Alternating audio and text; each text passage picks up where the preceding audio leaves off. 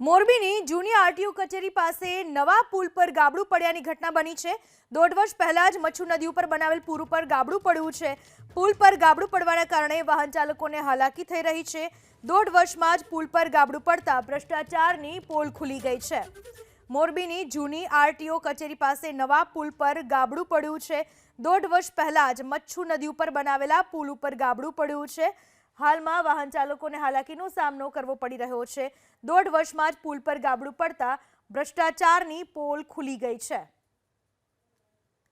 મોરબીનો Machchhu 3 dam ઉપર જે નજીક આવેલો જે પુલ છે ત્યાં મસ્ત મોટું ગાબરું પડ્યું છે। હાલ તમે જે ગાબરાના દ્રશ્યો છે તે જોઈ શકાય છે અને આ જે ગાબરું છે એ નદી પર આવેલા પુલ ઉપર પડ્યું છે એટલે સમજી શકાય છે કે આ જે પુલ છે એ કેટલો જોખમી ગણાય।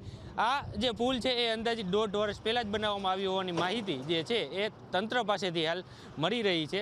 સાથે સાથે 1.5 વર્ષમાં જો આ પુલની આજે આ હાલત થતી હોય તો પુલનું કામ જે છે કેટલું નબળું થયું હોય, આમાં કેટલો ભ્રષ્ટાચાર થયો હોય તે આ જે ગાબરાના દ્રશ્યો છે તે પરથી સમજી શકાય। આ તમે જે દ્રશ્યો જોઈ શકો છો એ દ્રશ્યો આ પુલ ઉપર પડેલ આ ગાબરાના દ્રશ્યો છે અને જે અહીંયાથી ભારે વાહનો જે છે એ પસાર થતા હોય છે અને આ મોરબી અને કચ્છને જોડતો જે મહત્વનો જે રોડ છે તેના ઉપર આ ગાબરું પડ્યું છે અને ક્યાંક ને ક્યાંક આ ગાબરા પરથી જોઈ શકાય છે તંત્ર એ કેટલી કામગીરી કરી છે અને કેટલી નબળી કામગીરી કરી છે જેના હિસાબે આ જે ગાબરું પડ્યું અને દ્રશ્યો સામે આવ્યા છે। હાલ આપણે જે સ્થાનિક જોડાઈ ગયા છે એની સાથે વાત કરશું। આ જે ગાબરું પડ્યું છે શું કહેશો? કઈ તમે ક્યાંથી પસાર થતા હતા ને આ જે પુલ છે ઉપર પસાર થવું કેટલું જોખમી ગણાય? અટાણે હાલ હું ઘરેથી નીકળેલો હતો અને આવતો તો લક્ષ્મીનગર બીચથી જતો તો મોરબી, એટલે આ જોઈને હું ઊભો રહ્યો।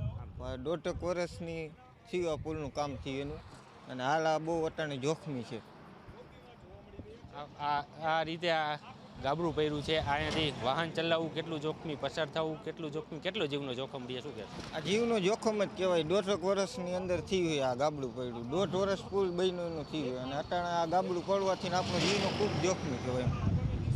હાલ દ્રશ્યો જોઈ શકાય છે કે અહીંયાથી ભારે જે વાહનો છે તે પણ પસાર થઈ રહ્યા છે।